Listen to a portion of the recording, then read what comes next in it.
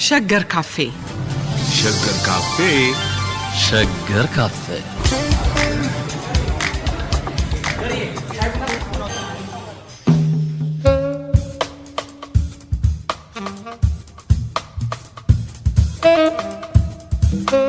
ከ1909 እስከ 1923 ባለው የታሪክ ምዕራፍ ላይ የተመሰረተው የታሪክ ትንታኔ ዛሬም ቀጥሏል።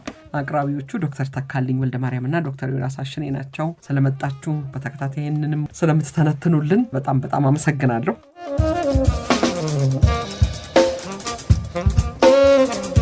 በኢትዮጵያ ስልጣንን የማጽናትን የአገር ሉዓላዊነትን የማስከበር እንዲሁም ዜግነትን በሚመለከት በሶስቱ የዳያሎጂካል ታሪክ የትንተና ማዕቀፎች ወይንም ምሰሶዎች ላይ የተካሄደው የአገር ውስጥ እንቅስቃሴ ሞቢላይዜሽን፣ ሬስቶሬሽን እና ሪፎርም ውጤቱ ምን ነበርን ይመለከታል።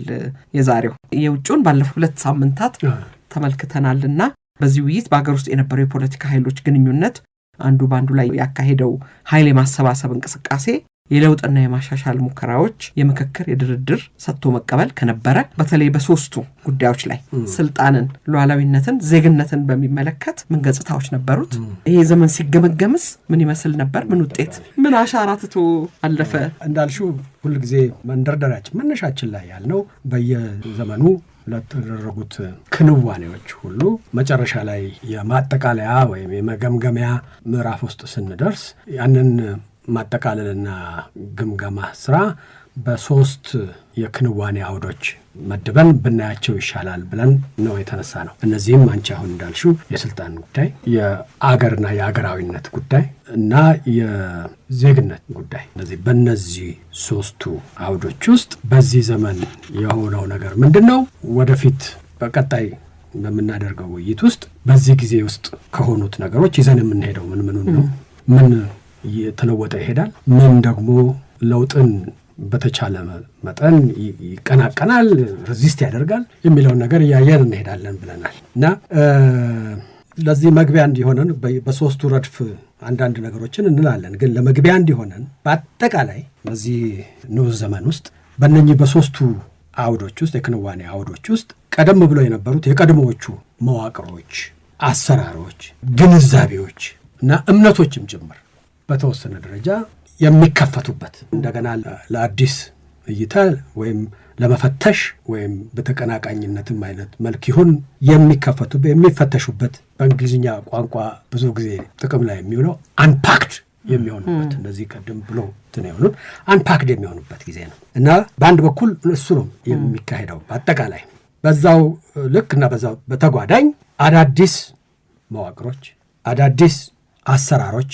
አዳዲስ ግንዛቤዎች እና አዳዲስ እምነቶችም እንደዚሁ ብቅ የሚሉበት የሚጀምሩበት ቦታ ለመያዝ ከቀድሞቹ ጋር የሚሻሙበት የሚፋተጉበት ዘመን ነው እና ይህንን በታሪክና በአጠቃላይ በሶሻል ሳይንስም የሙያ መስኮች ያሉ ምሁራን ብዙ ጊዜ እንደዚህ አይነት ዘመናት ጊዜዎች የሚያዩበት የሚተነትኑበት ጽንሰ ሐሳባዊ አውድ በሽግግር የሚለው ነው የትራንዚሽን ከዚህ ወደዚህ ሽግግር የተጀመረበት የሚለው ነው። የቀደመው ምንድነው? አዲሱ ምንድነው? therefore የሚቀጥለው ጊዜ መጪው ዘመን ወደፊት ያለው አዲሱ የሚገባበት እና አዲሱ በሂደት የበላይነትን የሚወስድበት ስለሚሆን ይህን ዘመን ልንተነትን የምንችለው እንደ ሽግግር ወቅት ነው የሚል ነው የተለመደው የትንታኔ አካሄድ። በሌላ በኩል ደግሞ ይሄ እንግዲህ the idea of progress ጋራ ከመሻሻል ጋራ የሚለው ያንን መሰረት ያደረገ ነው። ሌላው እና ይሄንን ብዙ ጊዜ በሳይንሳዊና ሂደትን ተመርኩዞ ከሚሰጠው ትንታኔ ውጪ ያለ ደግሞ ሌላው አመለካከት ምንድነው? ይሄ ብዙ ነገር የተቀላቀለበት የምስቅልቅል ዘመን ነው። እንጃ እናንተ ጋር የኬኦስ ቲዮሪ ኦፍ እንትናላ ኬኦቲክ ነው። መያዣ መጨበጫው የጠፋ ዲስኦርደር ያለበት እንደው ዝም ብሎ የምስቅልቅል እንዲህ ነው ሊባል የማይችል ወዲህ ነው ከወዲህ ወዲህ ነው የሚሄደው ሊባል የማይችል የምስቅልቅል ዘመን ነው። ዘመነ ምስቅልቅል፣ ዘመነ ትርምስ ነው የሚለው አመለካከት አሁን ለኛ በዚች የዲያሎጂክ ትንተና በምንሞክርበት ውይይት ውስጥ እነዚህ ሁለቱንም የሚሰጡን ሐሳቦችና የሚያመነጯቸው ይዘቶች ጠቃሚነታቸው እንዳለ ሆኖ እኛ ግን ይህንን የማዘመን የመሻሻል ሂደትና በዛ ሂደት ላይ ያለ አንድ የመሸጋገሪያ ጊዜ ብለንም አንተረጉመው። ምክንያቱም እሱን ለማለት እኔ እናንተ ብዙ ጊዜ የምንከራከርበት ከቅርብ ጊዜ ወደኋላ ሄዱ የመተንተንን ነገር ያስከትላል። ስለዚህ እኛ የታሪክ ተማሪዎች ሆን ብለን አላወቅንም አሉ የቅርቡን አልሰማንም አሉ ብለን ነው አለ እና በሌላ በኩል ደግሞ ይሄ ምስቅልቅል እና ዝም ብሎ የትርምስ ዘመን የሚለው ደግሞ በአብዛኛው ደግሞ የሚያያዘው ከውጭ ወደ ውስጥ የሚመለከቱን ወገኖች ጋር ሆኖ እኛ ስርዓት ያለው አካሄድ፣ ስርዓት ያለው ንግግር፣ ስርዓት ያለው የሀሳብ ልውውጥ አያውቁበትም። እነኚህ በስርዓት ማደርና መዋል የማይችሉ ህዝቦች ናቸው የሚሉ ሰዎች ናቸው ብዙ ጊዜ ከነሱ ወገን ይሄ የምስቅልቅል የሚለው አመለካከት። ስለዚህ ከነዚህ ሁለቱ ያስተሳሰብ ያካሄድ ዕዳዎች ናቸው። እነዚህን ዕዳዎች ለጊዜው ትንበላቸውና እኛ ይሄ በዳያሎጂክ አስተሳሰብ ውስጥ ይሄ የድርድር የሽግሽግ አልፎም የፉክክር እና የመገፋፋት ሊሆን ይችላል ዲያሌክቲካል ብለናል እና ግጭትም ሊኖርበት ይችላል። ግን ግጭቱም ትርጉም ያለውና ምክንያት ያለው ዝም ብሎ እንደዚሁ ዝም ብሎ ለጦርና ለሰላም ጭር ሲል የማይወድ ስለሆነ አይደለም እና ሁሉም ሎጂክ አለው እና ያንን ሎጂክ መረዳት ነው የኛ ስራ። ምንድነው what is going on ለምንድነው ምንድነው የሚሆነው የሚለውና በዳያሎጂክ ኢንተርፕሬቴሽን ስንሄድ ይሄንን ጊዜ ስንመዝነው ስንጠቀልለው የኛ አካሄድ ከነዚህ ከሁለቱ ከለውጥና መሻሻል መሸጋገሪያ እና ይሄ ምስቅልቅልና ውል የሌለው የመራበሽ የመበላላት በቅርቡ ጊዜ ቋንቋ የመበላላት ጊዜ ከሚሉት ከሁለቱ ትንሽ ወጣ ብለን ነው የሚሆነው እና ይሄንን እንደ ፍሬምወርክ ይዘን ነው የምንሄደው እና ስለዚህ ወደ ስልጣን ጉዳይ ከዛ በፊት በዚህ በማዕቀፍ ውስጥ የምትለው ነገር ካለ የጽሁፎቹ እነዚህን ዋልታረገጥ የሆኑ መተንተኛ ትወራዎች ወይንም ሀቲቶች ስንጠቀም ርዕዮተ ዓለማዊም ለምሳሌ የቀኝ ግዛት ጸሐፊዎች ኢትዮጵያን ወይም አፍሪካን በአጠቃላይ የትርምስና ምክንያት የሌለው ጦርነት፣ የግጭት፣ የእርስ በርስ የመጠፋፋት አፍሪካን ከራሷ እናድን የሚሉበት ትርክት ውስጥ ያን የሚገነባው የርዕዮተ ዓለም ቀጥሎ ደግሞ የኮሎኒያል የቀኝ ግዛት ተልዕኮ ይዘው የሚመጡበትን ነገር ማመቻቻ ከስልጣን ጋር በጣም የተሳሰረ ነው። በኋላ ላይ የእውቀት የኤፒስቴሞሎጂካል ጉዳይ ሆኖ የሚመጣው እንጂ በዘመኑ ምክንያትና ባለቤት አለው ማለት ነው እንጂ ይበቃል። ትክክል። እሺ ይሄንን ካልን ዘንዳ እንግዲህ የስልጣን ጉዳይ በዚህ ጊዜ ስልጣንን በተመለከተ የነበሩት ክንዋኔዎችና ኢሹስ ምንድን ናቸው? እንግዲህ ይሄንን ዘመን በዘውዱ የውስጥ መከፋፈል እና የዘውዱን ኃይል በሚሞግቱት በመኳንንቱና በመሳፍንቱ ወገኖች መሃል ብዙ ቁርቋሶና ትግል ይደረግበት የነበረ ጊዜ ነው እና በዚህም ምክንያት ብዙ ኃይል የማሰባሰብ እንቅስቃሴዎች፣ አካሄዶችና የሐሳብ አገላለጽ ዘይቤዎች እንደነበሩ አይተናል። እነሱንም በመቃወም አንዱ ሞቢላይዝ በሚያደርግበትን ነገር አንዱ ደግሞ ጌንስት ዛት ሞቢላይዜሽን ካውንተር ሞቢላይዜሽን የሚያደርግበት ጊዜ ነበር ብለናል ከኢያሱ ጊዜ ጀምሮና በዚህም ምክንያት የስልጣን ጉዳዮችን ስናነሳ ምንም የማያከራክረው ነጥብ የሚመስለኝ እኔ በጣም የነበረው እንድምታ በአብዛኛው የከፋፋይነት ነው። የስልጣን ጉዳይ ላይ ወገን ለማሰባሰብ እኔ እንዲህ አደርጋለሁ፣ እኔ እዚህ ሐሳብ እንትነኝ፣ እኔ ይሄን ጥቅም አመጣለሁ፣ እኔ ይሄ በዚህ ነው ብቻ ሳይሆን ያኛው እንዲህ ያደርጋል፣ ያኛው እንዲህ የሚያደርግህ ነው፣ እንዲህ አይነት ባህሪ ያለው እንዲህ የሚልህ ለዚህ ነው የሚል ስላለበት ውጤቱ ሰዎችን በተለያዩ ረድፎችና ሰልፎች እንዲቆሙ የማድረግና በዛ ምክንያት የመከፋፈል ነው ውጤቱ። ይሄንን በብዙ መልክና የሃይማኖት እንትን ይነሳል እንዳልነው ነው። ይሄኛውን ሃይማኖታችንን ሊያጠፋ ነው፣ ይሄኛው የዚህ ሃይማኖት አራማጅ ነው የሚል የማጠላላትና የማስጠላት ነገር አለው እና ቆርቶ ይሄ ወገን የሚሰራው ስራ የተንኮል ስራ ነው። ተንኮልም የሚላል ተንኮል ስራ ነው። እንደውም እዚህ ሰፈር የሚሰበከው ነገርና የሚመከረው ነገር የሰይጣን ምክር ነው እንደዚህ የሚል ሁሉ ነገር አለበት እና የማይሰጠው አይነት ስምና አትሪቢዩት የለም ለተቃዋሚ ለተፎካካሪ ሳይሆን ለተቃዋሚ ተፎካካሪ የምትለው ቃል በጎ መንፈስ ይዛ የመጣች የሆነች ቃል ስለሆነች በቅርብ ጊዜ እዛው ሳንግባ እና ይሄ ኤሌመንት አለው። በነገራችን ላይ ቅድም መንደርደሪያዎቹን ከማጠቃላይ በፊት ማንሳት የነበረብኝ ነጥባል ይሄ ወደ ስልጣን ጉዳይም ከመግባታችን በፊት ይሄ ጊዜ ብዙ የፉክክርና የሽግሽግ ምናምን ዘመን ነው ብለን የለም። አንድ ውጤቱ በአጠቃላይ ሲታይ ቀድሞ የነበረው መዋቅር አሰራርና አስተሳሰብ ወጥነት ያለው አካሄድ እና ባህሪ የነበረው ስለነበረ ይሄ በየቦታው ነገሮች ሲከፈቱ እና አዳዲስ ሰልፎች፣ አዳዲስ እድሎች፣ አዳዲስ ተዋንያን አዳዲስ በሚሆኑበት ጊዜ ያመጣው አንድ ነገር ምንድነው? ቀድሞም ነበረ፣ ግን እንደዚህ ስልጣንና ኃይል አካባቢ ያለው ነገር ሲከፈትና ክፍተቶች የሰፉ ሲሄዱ ብዙ ወገኖች ሲፈጠሩና በእነሱ መሃል ሰጣ ገባው ሲበረታ አንድ የሚፈጥረው ነገር ምንድነው? ለሌሎች ሰዎች በስልጣን አካባቢ ያሉ ወገኖችን ብቻ ሳይሆን ከዛም ውጪ ያሉ ወገኖች አዲስ እድል የሚፈጠርበትም ጊዜ ነው። ለሚያንዣብቡትም እና ደግሞም ድሮ ባለስልጣኖች ሄደው ለሚያሿቸው ስልጣን አካባቢና ያሉ ኃይሎች ሰብሰብና ጠርቀም አንድ አይነት አቋም ይዘው አንድ አይነት መንፈስ ይዘው ሲሄዱ ሌላው አካል ምንም እድል የለውም። ተከታይ ይሆናል። እድሎቹ ይጠባሉ። ተከታይ ይሆናል ወይም ታዛዥ ይሆናል። መርገጥም ከሆነ ይረገጣል ብሎ ጸጥለጥ ብሎ ዝም ለዘላለም ተገዛ እንኳን ባንል እድሎቹ የጠበቡ ነው። እንደዚህ በሚከፈትበት ጊዜ ግን ተፎካካሪ ኃይሎች በሚበዙበት ጊዜ ለሌላው አንተ ሰፊው ህዝብ የምትለው ለሌላው ይሄ ሌላ ጊዜ ድምፅ አልባና አቅም አልባ ተብሎ ዲስሚስ ለሚሆነው ኃይል ጭምር አዳዲስ እድሎች ይከፈታሉ።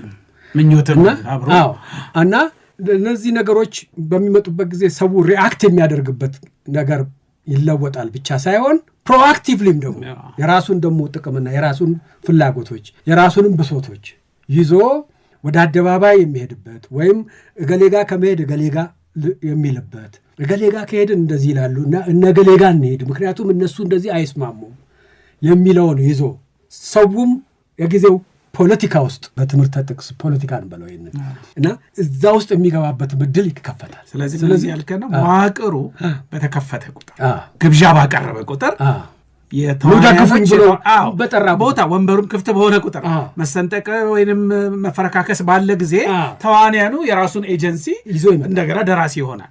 መዋቅር ተዋናያኑ ሊፈጥር ይችላል። አንዳንድ ተዋናያንም መዋቅሩንም ሊያፈርስ ይችላል። በሁለቱ መካከል ያለው ክርክር ይመስላል። ሪአክቲቭ ሴንስ ብቻ ሳይሆን ፕሮአክቲቭ ማለት ሪአክቲቭ ማለት መልስ በመስጠት በግብረ መልስነት ብቻ ሳይሆን በተነሳሽነትም የጨዋታ ውስጥ ይገባል ማለት ነው። ምንድነው አብዮተኛውን ትፈጥራለች ነው አብዮተኛው ነው አብዮትን የሚፈጥረው የሚለው ክርክር አለ። በኋላ ላይ የሁለቱ መስተጋብር ዲያሌክቲክስ የሁለቱ ተዋናይና መዋቅር ተዋናይን ይፈጥራል። ተዋናይ መዋቅር ይፈጥራል። እውነት ነው። አሁን አድማጮቻችን እናንተ ብዙ ጊዜ የምንቀላለድ ይመስለዋል አይደለም? ይሄ የቀደመ ነገር መጀመሪያ ይቅደም በኋላ የመጣው ይሄ ነው በሚል አንተ የምታነሳው ነገር በሁለታችን መሃል ያለ የባንተርና የጨዋታ መልክ ሳይሆን የዲሲፕሊንም ነው እውነተኛ የሆነ የትንታኔ አቋሞችና አቋቋሙ የተለያዩ መሆናቸው ነው የሚያሳየው። አንዱ የተሻለ ካንዱ ወደ ኋላ የቀረ ወይ የቀደመ አይደለም። እንትናቸው የተለያየ ነው። ዳያሌክቲካል ለዚህም ነው የምንወያየው። ለዚህም ነው ውይይት የሚያስፈልገው። ደግሞ ለአድማጮች ደግሞ ይጠቅማል። ይሄ የሁለታችሁ ውይይት ደግሞ ለሚያዳምጠው ሰው ለኛ ማለት ነው። ትክክል ነው። እና ይሄ በጣም ኢምፖርታንት ነጥብ ነው። ይሄንን ነጥብ በነገራችን ላይ ብዙ ጊዜ ከመዓዛ ካንቺ ጋር ስንወያይ ቀደም ብሎ በታሪክና በታሪክ አዘጋገብ ጉዳዮችም ላይ ብዙ ጊዜ አንስተነዋል። እና ህዝብ አጠቃላይ በኋላ እናየዋለን። የህዝቡ አንዳንዴ የተራው ህዝብ፣ አንዳንዴ የተርታው ህዝብ፣ አንዳንዴ የባላገሩ የደሃው እንደዚህ የዚህ ሚና ዝም ብሎ ሁሌ ብዙ ጊዜ በዝሆንና በሳሩ እንደሚመስለው ዝሆኖች ሲፋተጉ ተጎጂው ሳሩ ነው። ይረገጣል። ይመረገጥ ነው ወይስ የራሱ እድል ያገኛል? የራሱ ሚናና የራሱ አጫዋወት አሉት የሚለው ነገር መሰረታዊ ጥያቄ ነውና በኢትዮጵያ ታሪክ ውስጥ በተለይ ወደ ኋላም ወደፊትም ልንወስደው የምንችል ግን ይሄ እስከ ዛሬ ድረስ ጠርንፍ አድርጎ በያዘው በቃ ችግሩ ጨዋታውም መፍትሄውም ነገር አነሳሽነቱም ጥፋቱም በቅርብ ጊዜ ኢሊት ተብሎ በተጠረነፈው የህብረተሰቡ አካል ውስጥ ነው የሚለው ነገር ነው ችግሩ። እና ከተራነት ወደ ኤሊትነት ሰው ይሸጋገራል፣ ከኤሊትነት ወደ ተራነት ይወርዳል የሚለው ብቻ ሳይሆን እነዚህን እንደ ሁለቱንም እንዳሰላለፍ ብታዩዋቸው አንዱ የማድረግ አንዱ የሚደረገውን ነገር የመቀበል አንዱ አክቲቭ አንዱ ሪአክቲቭ የመሆኑን ነገር ብዙ ስለተባለ በዚህ ምክንያት የህዝቡ ኤጀንሲ የህዝቡ ሚና በፖለቲካ ውስጥ የህዝቡ ሚና በጣም እንትን ነው። አሁን እንግዲህ ያው የሙከራ ለብዙ ጊዜ ነው። አሁን ደግሞ ጠንከር ባለውና በጣም ጥሩ በሆነ መልክ ዶክተር ስሜን አያሌው የሚያመጣው ፐርስፔክቲቭ በጣም የቅርብ ጊዜ ቢሆንም የሚመለከተው በጣም ኮሬክቲቭ ነው። በጣም በዚህ ረገድ ብዙ ጠቀሜታ አለው እና እችን ቀደም ብዬ ስለረሳኋት ነው እና የስልጣን ጉዳይ በዋነኝነት አንዱ መለያ በዚህ ጊዜ መገለጫው ከፋፋይነቱ ነው። በስልጣን ጉዳይ በጣም ብዙ ወገን ማሰባሰብ ጉዳይ ላይ እንትን ስላለ የጠነከረና በበላይነት ራሱን ያንሰራፋ ኃይል ስላልነበረ የቁርቋሶ ዘመን ስለነበረ በዛ ምክንያት ብዙ እንትን አለና በዚህ ጊዜ ነው ሰው ተቀናቃኙን ኃይል ሁሉ ጠላት ብሎ ነው የሚጠራበት ጊዜ። የጠላት ቋንቋ ለውጭውም ለውስጡም በተለያዩ ምክንያቶች ግን አንድ አይነት ቋንቋ ነው።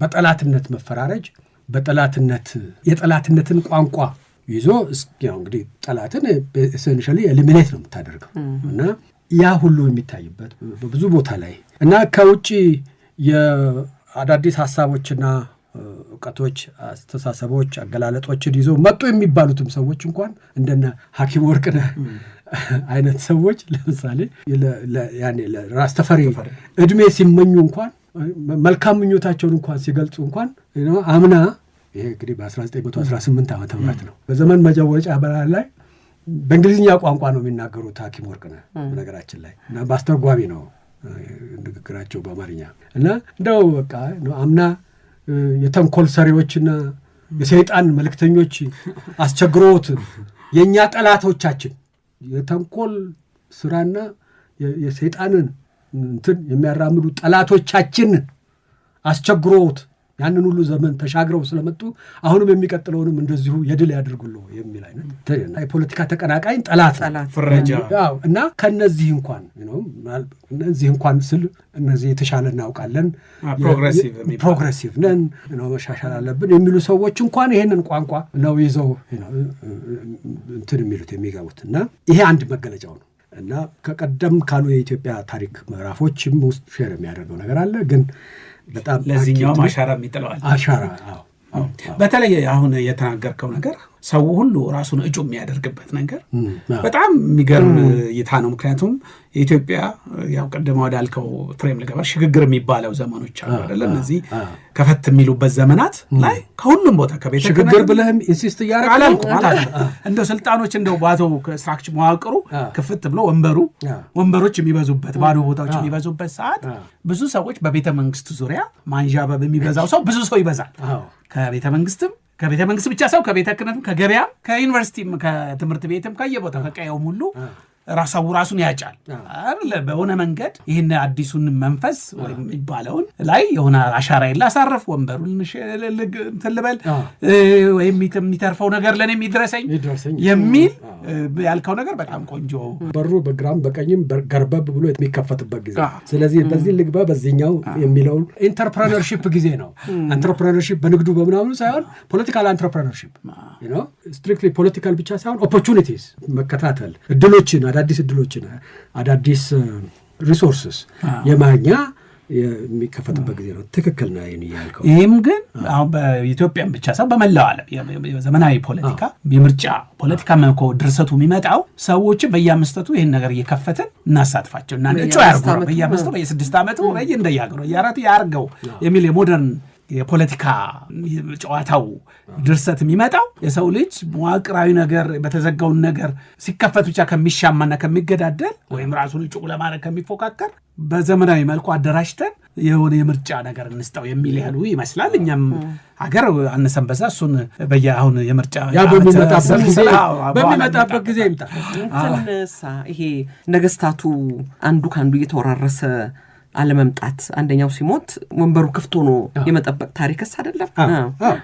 ይሄ በሁለተኛ ነጥብ ሰዋል ያልኩት ነው። ይሄ ያልከው በጣም ኢምፖርታንት ነጥብ ነው። አሁን ያልከው የጨዋታውን ህግ ፎርሙሌት የማድረግ ነገር ውስጥ ይገባል በኋላ አይደለም ወይ ብላ አዎ ይገባል። በ1923 ከነገሱ በኋላ አጼ ኃይለ ሥላሴ መጀመሪያ ያደረጉት ነገር እንደምናየው በኋላ ህገ መንግስት የሚባል ነገር መስራት ነው። ህገ መንግስት እኮ የመንግስትና የፖለቲካ ጉዳዮች የጨዋታው ህግጋት እነዚህ ናቸው ብሎ መደንገግ ነው። ከዛ በፊት ነው እና የምንሄድበት የሚቀጥለው ምዕራፍ የጨዋታው ህግጋት እንዴት መጥቶ ነው እና አሁን ይሄ ፒሪየድ ግን ይሄንን የመወራወሪያ ጊዜ ነው እና የልዩነት ጊዜ ነው እንዳልነው ሁሉ ኢን አክቹዋል ፋክት ግን መሬት ላይ እንትን ስንል የሁለት ኃይሎች አንዱ በአብዛኛው የቀደመው ዘመን የሰራውና የዛ መገለጫ፣ ሌላው የአዲሱ ዘመን በዛም ጊዜ እንዲህ ማለት ተጀምሯል። የዛ ኃይሎች የሆኑ ኃይሎች የስልጣን ጉዳይ ላይ የሚራኮቱበት የሚከራከሩበት ምናምን ብቻ ሳይሆን መጨረሻ ላይ በአካሄድም ሆነ በውጤት በተወሰነ ደረጃ ባላንስ የኔጎሽዬሽን ጉዳይ ስለሆነ የባላንስ የትግል እንበለው ከፈለግ ተጋግለው ለአዳዲሶቹ ዘመን ኢትዮጵያውያን የሚጥመው የትግል ዘመን የሚል ነው። ግን በተወሰነ ደረጃ የኮአሊሽንም ዘመን ነው። ኮአሊሽን በአዲሱ ቋንቋ ምንድን ነው? ጥምረት ነው። ቅንጅትም ይሆናል። ቅንጅትም ጥምረትም የነበረበት ነው። በኋላ የነበረው ቅንጅትና ጥምረት ሌላ አይነት ነው። በ11ኛው ሰዓት ላይ ለአንድ ጉዳይ እስቲ አብረን እንስራ የሚለው አብሮ መስራት ሳይሆን እነኚህ ስትራክቸራሊም በአካሄድም በምናምንም በአስተሳሰብም ጭምር የሚለያዩ አካላት ሆነው እነው አካሄዱ በአንድ ወገን ወደ አንዱ ወገን የለየለት ስላልሆነ የትግል ጊዜ ስለሆነ ሁለቱ ሰምሃው ሁለቱንም እያስታመመ የሚሄድ ስርዓት ነበር ለዛ ጊዜ እና ይሄ በተለይ በአንድ ወገን ከትውልድ እና ከውርስ የሚመጣ የስልጣን ምንጭ ባለቤት የሆነው አካል ነው በመሳፍንቱም በመኳንንቱም፣ በሌላ ወገን ደግሞ ከአዲስ የስልጣን ምንጮች ትምህርት ሊሆን ይችላል ወይም ክንዋኔ የሥራ ክንዋኔ ልምድ የተፈጠሩት መዋቅሮች የሚጋብዙት በእንግሊዝኛው ቋንቋ የሜሪት አዳዲሶቹ መኳንንት የሚለው ነጥብ ራሱ በጣም ጥሩ ነጥብ ነው ያነሳው። አዲሶቹ መኳንንት የቀድሞ መኳንንትና አዲስ መኳንንት ይመጣሉ ነው ቃሉ ዘሴም ነው። ግን at any given time የመኳንንቶቹን ሊስት ብታይ በዚህ ጊዜ ግማሾቹ ከትውልድ የመጣ ከቀደማ አቺቭመንታቸው አባት ያላቸው ወይም የቀድሞ ንጉስ የሾማቸው ወይም ያከበራቸው ስማቸው ከዲስቲንክሽናቸው ቢነሳም እንኳን በራሳቸው ስምና ማዕረግ ያዙ በጦር መሪነታቸው ስምና ዝና ክብርና ማዕረግ ያገኙ። በዚህ ምክንያት መኮንንም የሚለው የጦር ስም ነው አይደለ? መኮንን የሆኑ ሰዎች በአንድ ወገን፣ በሌላ ወገን ደግሞ አዳዲሶቹ ምሁራንም አውሮፓም ተምረው የመጡ እነዚህ ሁሉ አሉና የመኳንንት የሚለው ካቴጎሪ የሚለው ስብስብ ውስጡ የተለያዩ አካላት አሉት። ሜሪትና ውርስ ማለት ነው። የውርስና የክንዋኔ የአቺቭመንት የመሬት እነዚህ በሁለቱ በንግግርም በድርጊትም በአካሄድም በቦታ አቀማመጥና ሽልማትም በምንም ሁለቱ መሳ ለመሳ የነበሩበት ጊዜ ነው ይሄ። ምክንያቱም አለየላቸውም ከሁለቱም እያጣቀሰ የሚሄድ ዘመን ስለነበረ እነኛም ጠፍቶ አልጠፉም። የሚያጠፋቸው ኃይል የጠነከረ ኃይል በራሳቸው ሬዚስት የሚያደርጉት በራሳቸው እንደ መብታችን የትውልድ እንትናችን ነው የሚሉበት አላቸው። ቴሪቶሪ አላቸው። የኛ የኔ ነው የሚሉት ህዝብ ተከታይ አላቸው። እነዚህም እንደዚሁ በዚህ ምክንያት ይሄ የሚሉት አላቸው እና ያ ስርዓት በአንድም ሆነ በሌላ ወገን ወጥነት ያለው የአሸናፊነትና እንትን ስላልነበረው ሞናርኪው በዛ ዘመን ራሱን በውስጡ ብዙ ችግሮች የነበሩ ስለነበረ እነዚህን መሳ ለመሳ ይዞ አንዳንዴ እያፋለመ አንዳንዴ እያገናኘ አንዳንዴ እያመካከረ ሰብስቦ በዚህ ጉዳይ ላይ እስቲ እንመካከር እናንተም ነው ብሎ የሚሄድበት ሁኔታ ነበር የነበረው በዚህ ዘመን። በኋላ እንደምናየው ይለይለትና ወደዚህኛው ወገን የመሄድ እነዛን የበለጠ የማቀጨጭና የማውጣት ሙከራ ያደርጋል ከ23 በኋላ እንደምናየው። ስለዚህ ይሄ ሲምልቴኒቲ በቃ ስልጣንን በሚመለከት ይሄ የሁለት ኃይሎች ሁለት የስልጣን ምንጮችን ይዘው የሚመጡ ኃይሎች በጋራና በመስማማት ሳይሆን በመደራደር የነበበት ጊዜ ነበር። ሹመቱም ረጅም ነበር አይደለ? የነገስታት ዙሪያ እሱ በዘውዲቱ ዙሪያ በተፈሪ ዙሪያ ያለው ሁለቱንም የሚያጣምር አንዳንዴ እንዳልከው የሚገፋፋ የሚተሳሰር የጉራማይሌ ዘመን ነው። ልክ እንደዚሁ ደግሞ ይሄ ዘመን የስልጣን እንድምታው ምንድን ነው፣ ስልጣን ለምን በሚሉ ጉዳዮች ላይ የቀደመውና በኋላ ያቆጠቆጠ የሚመጣው ትርጓሜዎችና ክሌምስ መሳ ለመሳ የነበሩበት ነው። በአንድ ወገን ስልጣን መግዛት ገዥነና ከትውልዳችን ከዘራችን ከዘረባንዘራችን ውርሳችን ነው እና ለምንድን ነው አገሩን የምትገዙት የሚል ጥያቄ ለምን ይነሳል የሚል አንድ ሩል ፓወር ኢዝ አን ኤንድ ኢን ኢትሰልፍ ከሰማይ የሚወረን በቃ ማን ነው ጠያቂውስ ማን ነው? የአባቴን ስልጣን የአያቴን ስልጣን በመውረሴ ትውልድ የማገኘውን ማን ነው የሚጠይቀው የሚል ወገን አለ። በሌላ ወገን ደግሞ የለም ስልጣን የሚያገለግለው አንድ ነገር ለመስራት ነው፣ አንድ ነገር ለማምጣት ነው። ውጤት ሊኖረው ይገባል፣ ዓላማ ሊኖረው ይገባል። አንድ ሰው የስልጣንን መንበር ሲይዝ ምክንያት መኖር አለበት። ይህንን እሰራለሁ፣ ይህንን ለውጥ አመጣለሁ፣ ይህንን እፈይዳለሁ፣ ፋይዳው መገለጽ አለበት የሚል እነዚህ ሁለቱ የስልጣን ትርጉሞች፣ የስልጣን ዓላማዎች፣ የስልጣን መሳሪያነት ላይ እንደዚሁ መሳ ለመሳ የሆኑ ሁለት ጎን ለጎን ያሉ ሁሌም የማይስማሙ ግን አንዳንዴ የግድ ሲል ፍልሚያ ድረስ የሚካሄድባቸው ነገሮች ነበሩ። ስለዚህ ስልጣን ጀስቲፋይድ መሆን አለበት የሚል አስተሳሰብም የሚነሳበት ጊዜ ነው። ግን ስልጣን ውርስ ነው የሚለውን አካል ፈንግሎ አውጥቶ አላስወገደም። እነዚህ ሁለቱ እንደዚህ በትይዩ ብቻ ሳይሆን በመገፋፋትም እንደዚህ የነበሩበት ዘመን ነበር ለማለት ነው። እና ስልጣንን በተመለከተ እነዚህ 2-3 ነጥቦች የዛ ዘመን መገለጫ የነበሩ ይመስለኛል። ምናልባት የዘነጋሁት የረሳሁት ነገር ካለ አንዳንዴ ሁለቱንም የመድረስ ለምሳሌ ስዩም እግዚአብሔር የሰየሙ ያስቀመጡ ወንበሩ ላይ ያረጎ ኢትዮጵያን በዓለም ለማስተዋወቅ እንዲህ ለማድረግ ልማት ለማምጣት ስልጣኔ ለማምጣት እንዲያረጉ ብሎ እግዚአብሔር አውቆ መርቶ የሚለውን ነገር ሜሪት የሚለውን ነገር አሁን አንተ ምክንያቱንም ፋይዳውንም ሜታፊዚካል ከምንለው ከስዩም እግዚአብሔር ከሚለው ጋር አብሮ የመስፋትም ነገር እናያለን። እውነት ነው። ይሄ ንጉሠ ነገሥቱን ነው። የንጉሠ ነገሥቱ ስልጣን ምንጩ ምንድን ነው የሚለው ነገር ዘለግ ላለ ጊዜ የኢትዮጵያ ነገሥታት የስልጣናቸው ምንጭ የአባቶቻቸው አያቶቻቸው ብቻ ሳይሆን አያቶቻቸውም ይህንን ያገኙት ከዚህ ነው እና በሚነግሱበትም ጊዜ ዋናው እንትን የፈጣሪ የእግዚአብሔር ሳንክሽን አለው፣ የእግዚአብሔር መቀባት አለው።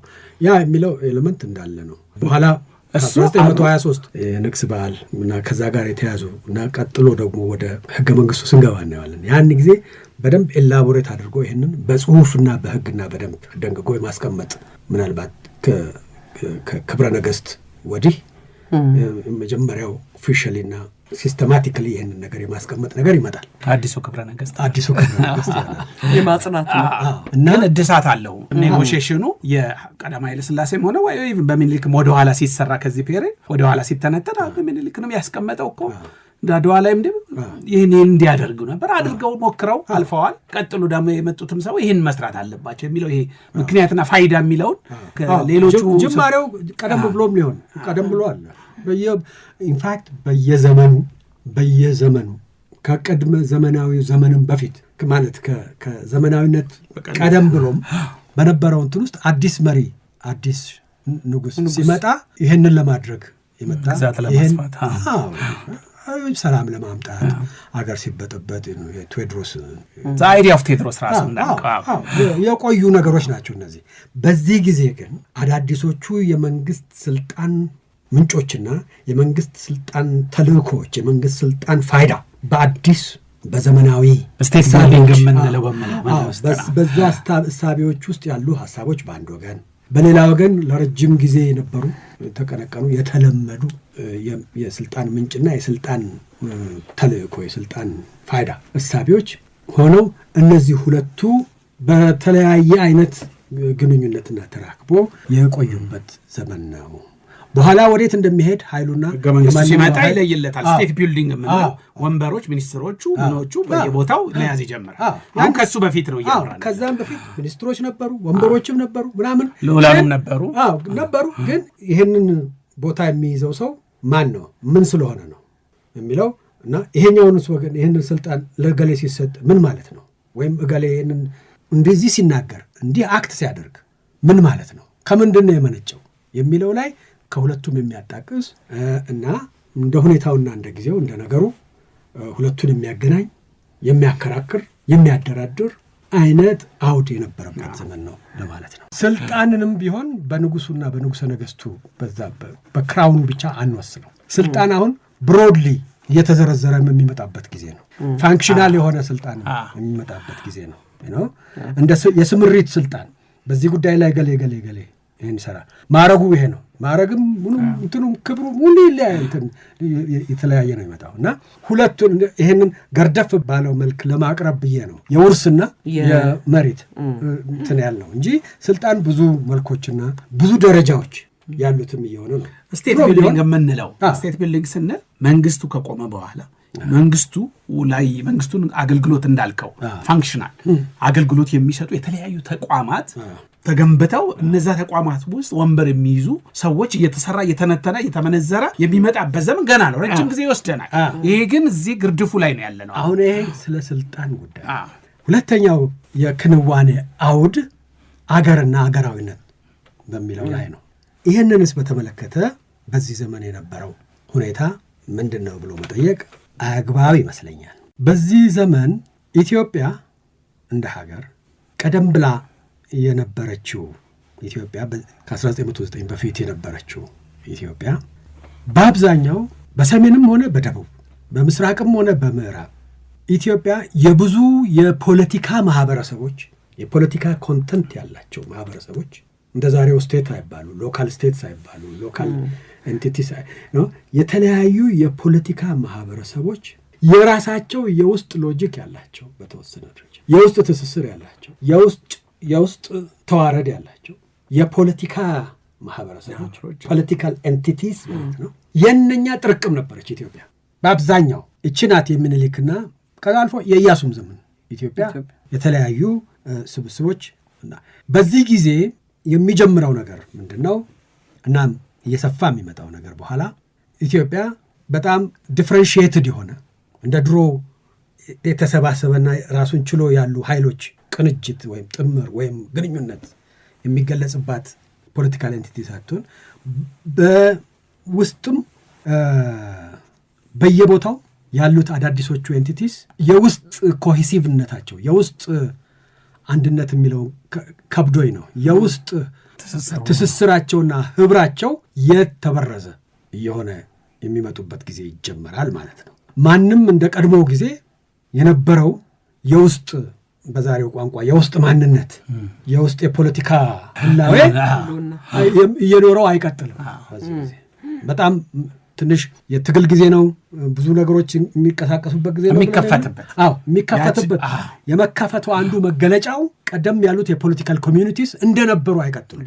መጥቶ የሚረብሻቸውና የሚበርዛቸው ኃይል ጠንክሮ ብቻ ሳይሆን በዚህ ጊዜም ጠንካራ አልነበረም። እነሱም አዲስ የሚከፈተውን ገብሻ ለመካፈል በሚመጡበት ጊዜ ከአንዱ ይገናኛሉ፣ ይናቆራሉ። በዚህ በኩል አድቫንስ እናደርጋለን ብለው የሄዱበት የፖለቲካ አካሄድ ምናልባት መጥቶ እነሱንም የሚጠነቁል ነገር ሊሆን ይችላል ማለት ነው። ስለዚህ በሰሜን አሁን የቀደመው ከምኒልክ ጊዜ የነበረው ትግራይም፣ በጌምድር፣ ጎጃም፣ ወሎ ብትል የነበረውና በኋላ በ1923 አፄ ኃይለ ሥላሴ ሲነግሱ የነበረው እነዚህ አካባቢ የነበረው አስተላለፍ አቋማቸው የተለያየ ቢያንስ መለወጥ ይጀምራል በደንብ። ምክንያቱም በዚህ ጊዜ ጨረሻ ወለጋ ስትል በደቡብ ደግሞ ጅማ፣ ሐረር፣ ወላይታ፣ አርሲ እንደዚህ ብትል ቀድሞ በምኒልክ ጊዜ የነበረው አይነት አቋምና አስተላለፍ አልነበረም የሚኖር በብዙ መልኩ የተበረዘ እና እያንዳንዱ አካባቢ ብትሄድ አንድ ወገን ተወላጅ ሹሙ አነስ ያለች ቦታ ይዞና እንትኑ የሚኖርበት ይቀጥላል። ሌላ በጎኑ ካለው በአንዱ አውራጃ መንግስት የሚሾሙበት ሰው ከሌላ ቦታ የመጣም ሰው ጭምር ከሸዋ ብዙ ጊዜ የሚኖርበት ይኖራል።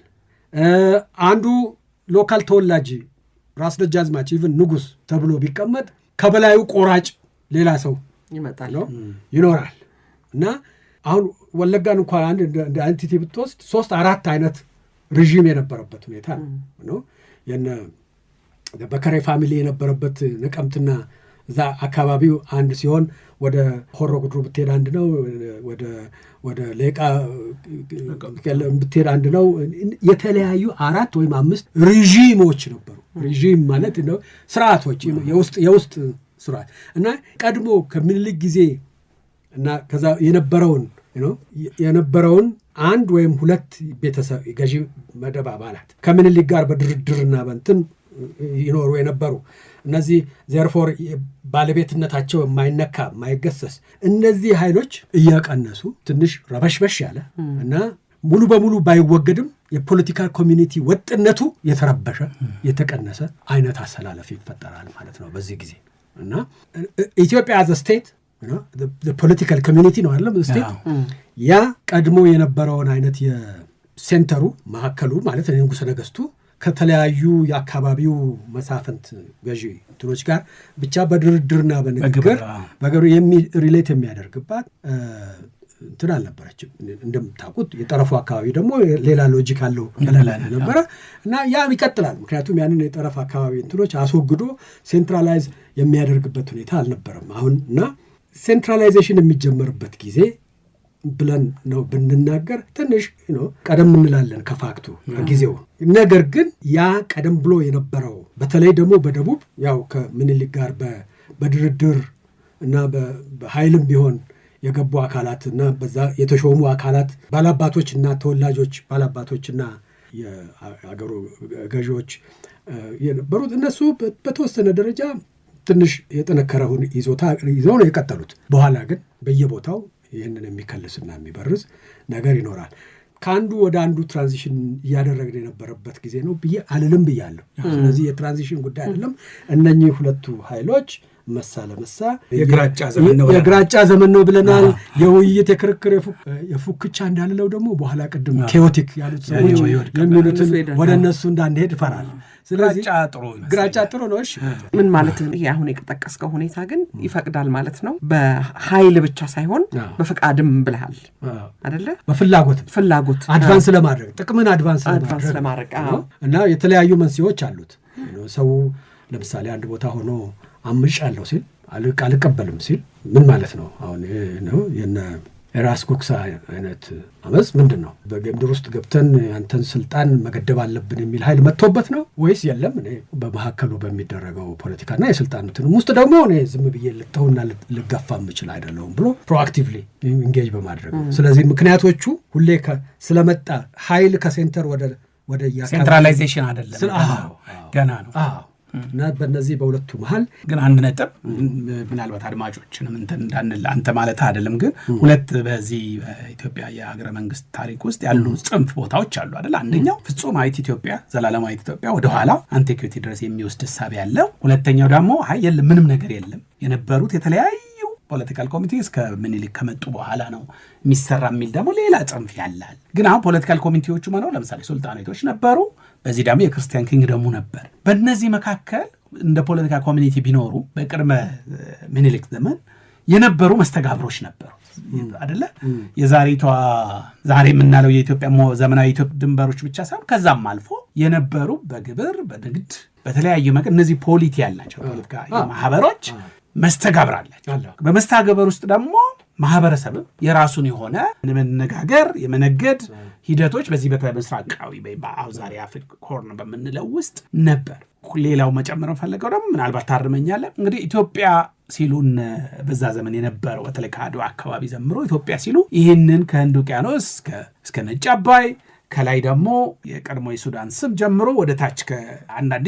ይሰፋል ይጠባል እነዚህ ቦታዎች ኢትዮጵያ የምንለው ድንበር ነው ብለው ኢማጂን የሚደረጉ ጽሁፎች አያል ይሄ ማለት ግን በውስጡ ፖለቲካ ማህበሮች የሉም ማለት ደግሞ የሚለውን ደግሞ እኛም እናርማለን ፖለቲካ ማህበር ነበረ መስተጋብር ነበረ ግን ኢትዮጵያን የሚያልመው ኃይል ሲያስበው በዚህ ጋር ነው የኔ ድንበር ብሎ ከቀኝ ግዛቶች ጋር ይደራደራል አይደለ የግዛት እሳቤ ኦፍ አገር አሁን የሚቀጥለው ላነሳ የነበረው እሱን ነው ጥሩ ቦታ ላይ ነው ያነሳው የሎካሉ አገር የሚለው ቃል እኮ አሁን ሁለቱንም የሚገልጽ ነው የሚሆነው አገር ብሔራዊ በኋላ ብሔራዊ ናሽናል የሚባለው አለ ቴሪቶሪያሊቲ ያለው መሬትና ክልል ድንበር እንደዚህ ያለው እዛም አካባቢ ገና ያለየለት ብዙ ነገር እና ክፍት ተደርጎ አስገዳጅ ሁኔታዎች ሲኖሩ ብቻ ነው አንዳንዶቹ ድንበሮች የሚሰሩት ያ ነገር እንዳለ ያ ዳይናሚክ እንዳለ ሆኖ ኢትዮጵያን እንደ ሀገር አንድ ሰው በዛ ዘመን ኢማጂን የሚያደርግበት ፋክት በቅርብ ጊዜ የተፈጠረ ሳይሆን የቆየ እንደውም አንዳንዴ የሚሰፋ አንዳንዴ የሚጠብ ግንዛቤ ነበረ መሬት ላይ ካቀማመጧ ከታሪኳ ከምናምን ጋር ኢትዮጵያ እንደ አዲስ የተፈጠረች ነው በዚህ ዘመን እያልኳል አዳሚያ። ነገር ግን በዛ ጊዜ ውስጥ አገር የሚባለው ጽንሰ ሐሳብ ለአካባቢም መጠሪያ ነው እስካሁን ድረስ። አገር የት ነው ቢባል አዲስ አበባ ያለ ሰው አንተ አገር የት ነው ሲባል ወይ ጎጃም ነው ይላል ወይ ወለጋ። አንተ አገር ሴት ነው እዛው ምንጃር ነው እና በአገራችን ብለን እናንተም ስንነጋገር ስለ ኢትዮጵያ ነው።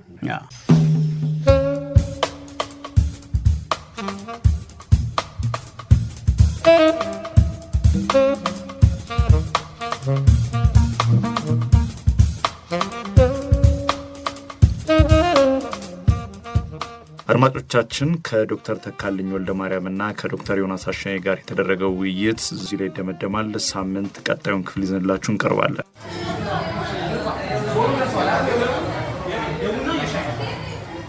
ሸገር ካፌ ሸገር ካፌ ሸገር ካፌ